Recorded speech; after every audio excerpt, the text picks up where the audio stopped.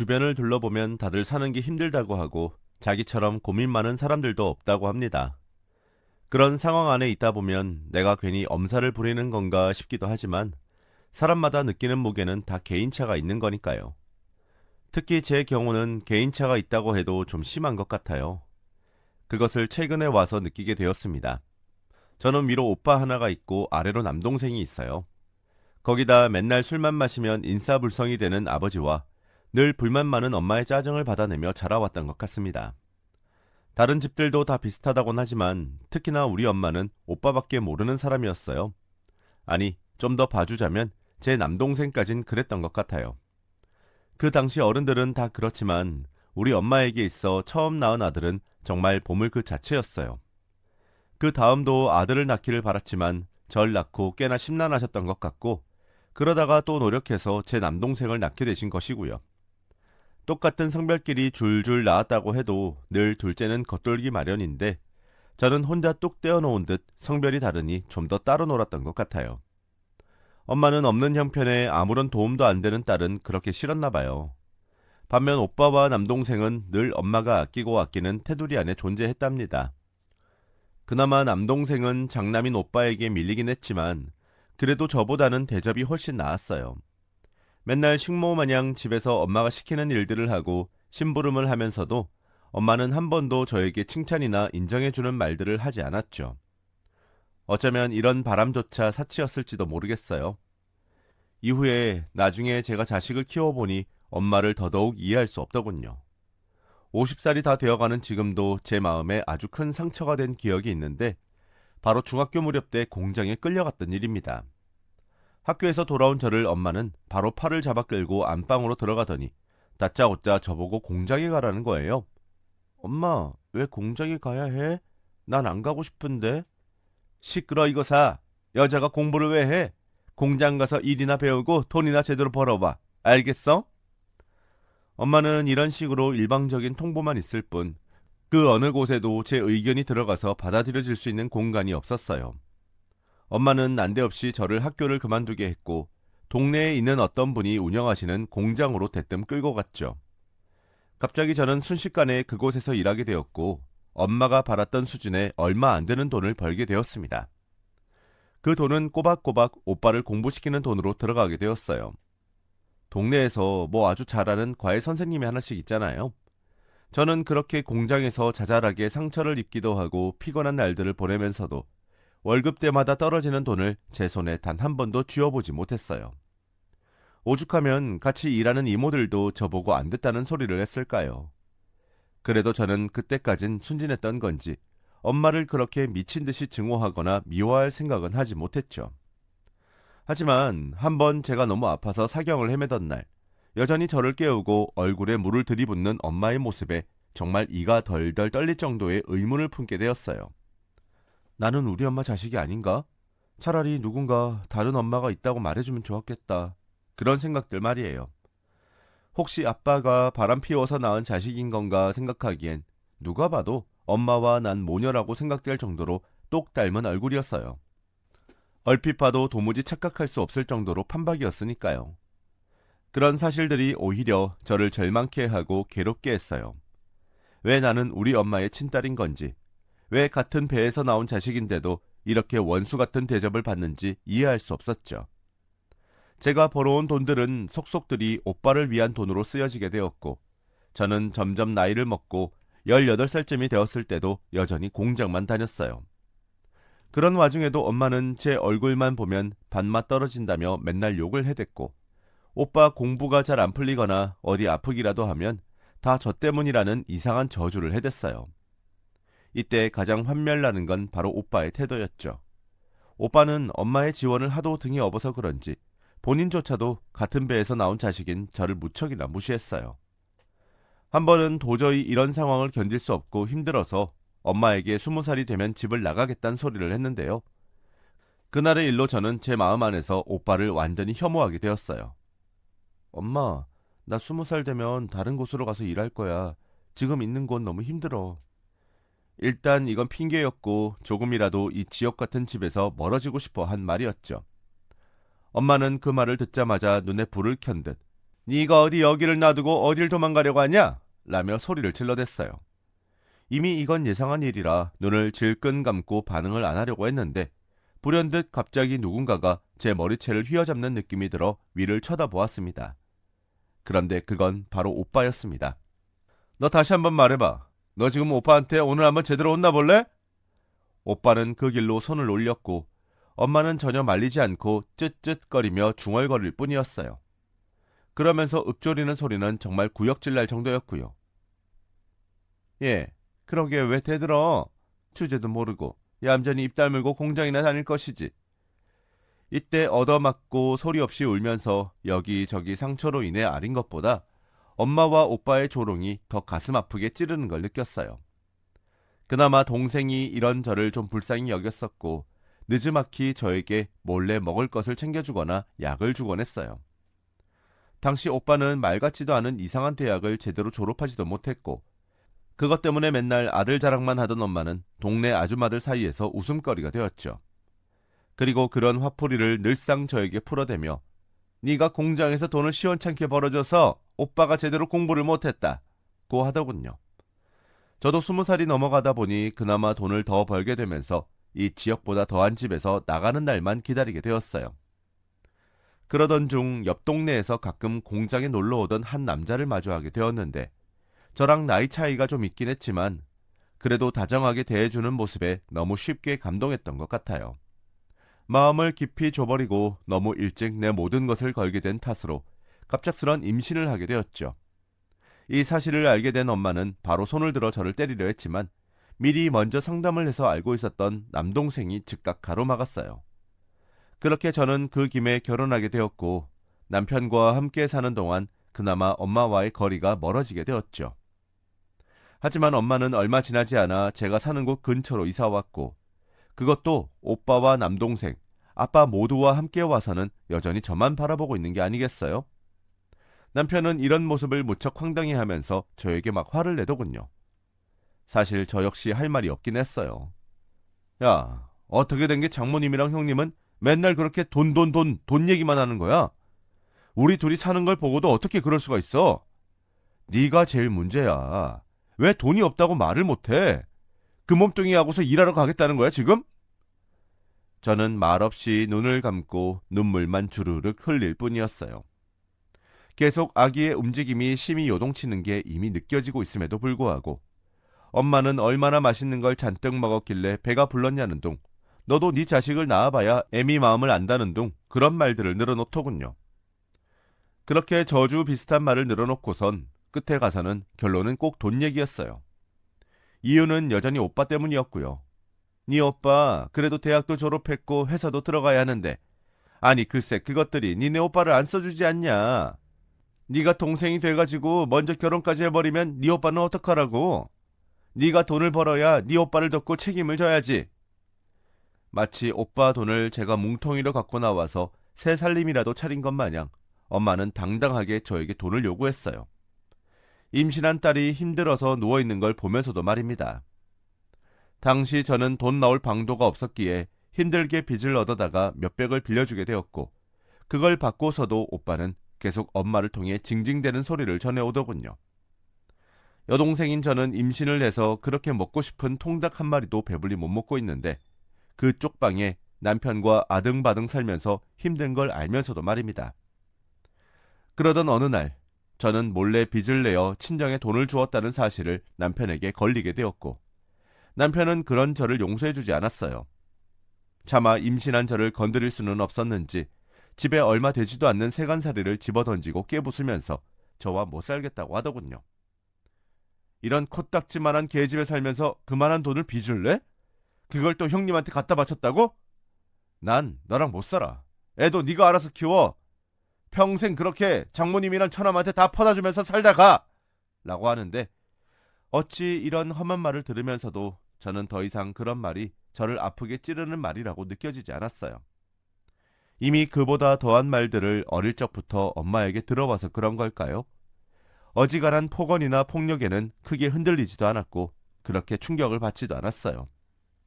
하지만 남편은 이제 제대로 정리해야겠다며 저랑 같이 못 살겠다며 떠나버렸습니다.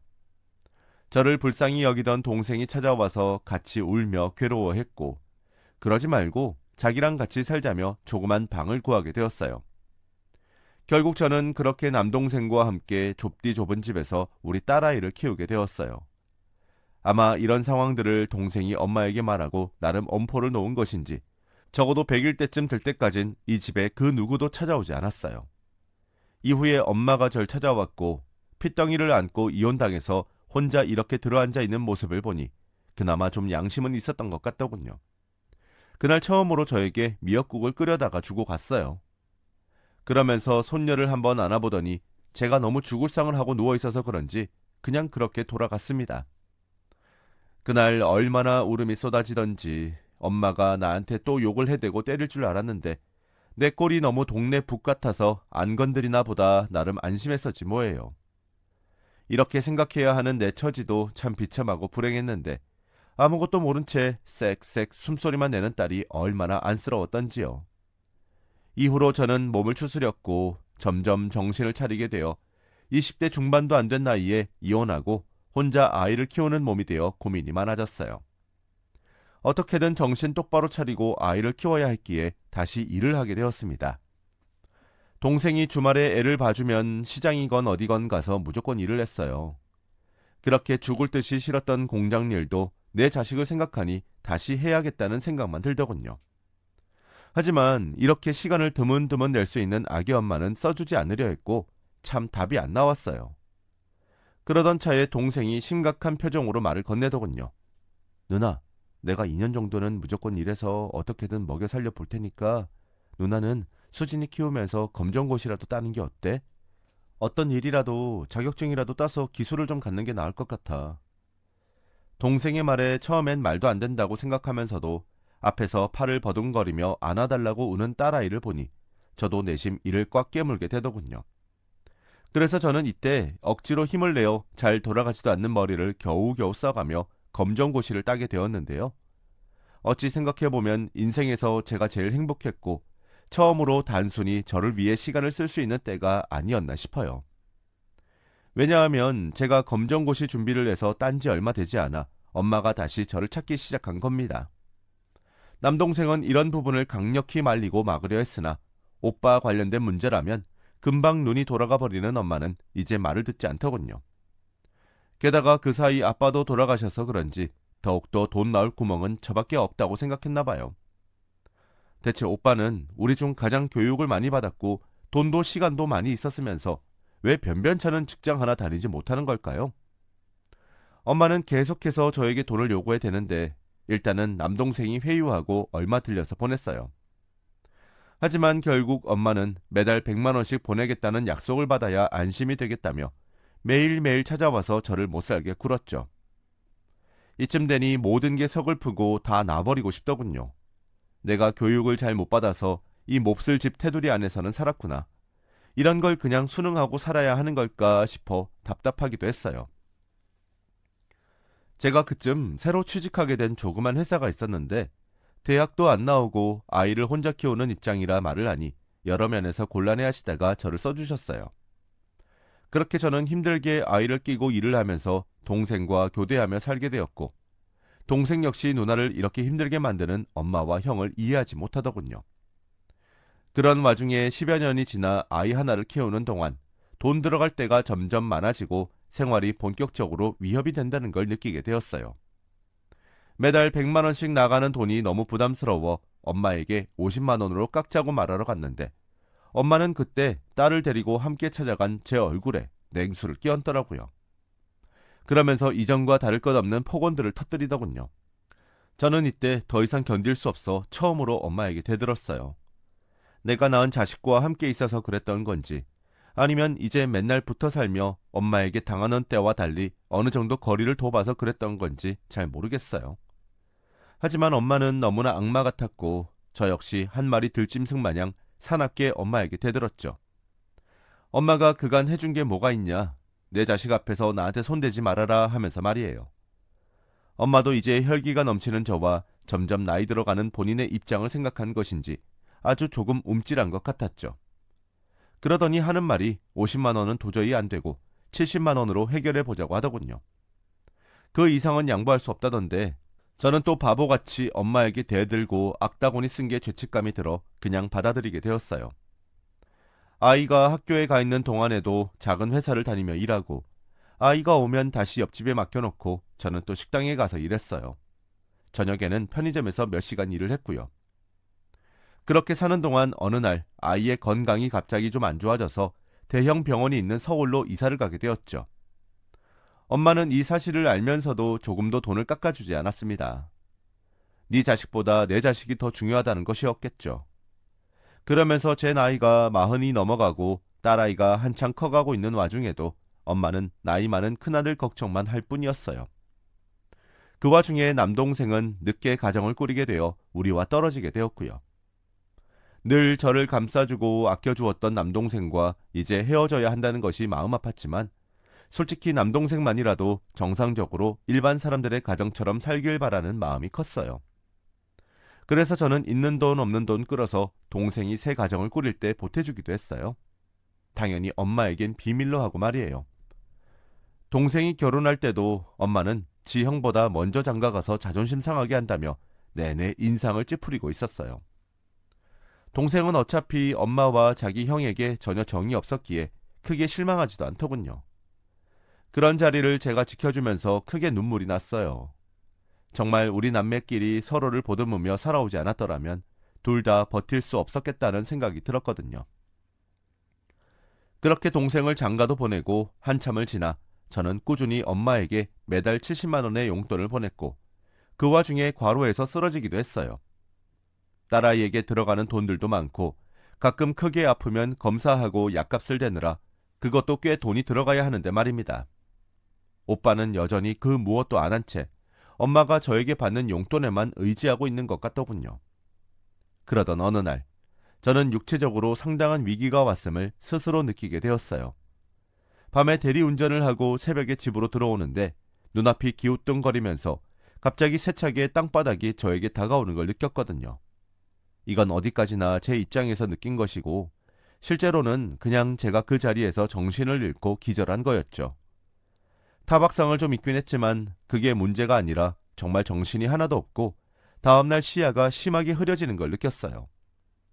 다급히 달려온 남동생과 딸과 함께 병원에 가서 이런저런 검사들을 받게 되었어요. 맨날 딸을 데리고 드나들었던 대형 병원이기에 익숙하면서도 겁나는 건 마찬가지더군요. 이후에 나온 검사 결과는 너무나 절망적이었고 저는 앞길이 너무 아찔하고 어지러워 정말 정신을 차릴 수 없었어요. 제가 갑상선암이라는 겁니다. 제 또래의 여자들에게 있어 적지 않게 나타나는 병이라고는 하지만 암이라는 단어가 주는 무게감은 여전히 변함없이 저를 짓눌리고 힘들게 했어요. 남동생도 충격에 휩싸여 말을 잇지 못했고 딸은 눈물을 꾹 참고 제대로 울지도 못하는데 저는 그 어떤 태도도 취할 수 없어 멍청하게 서 있기만 했죠.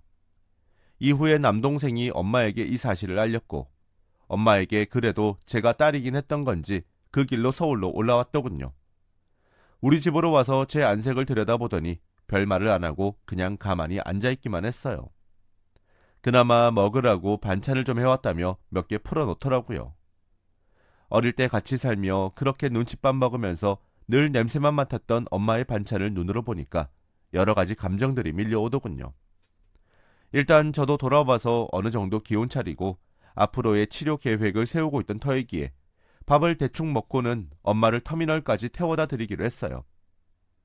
사실 그냥 쉬고 싶었지만 그래도 엄마 나이가 80이 넘어가다 보니 좀 무뎌진 건지 아픈 딸을 보겠다고 온 거 생각하니 노인네 혼자 보낼 수가 없더라고요.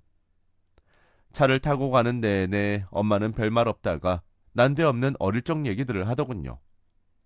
저도 어색하기도 하고 그냥 대충 듣는 척하면서 억지로 엄마와 눈을 안 마주치려 했어요.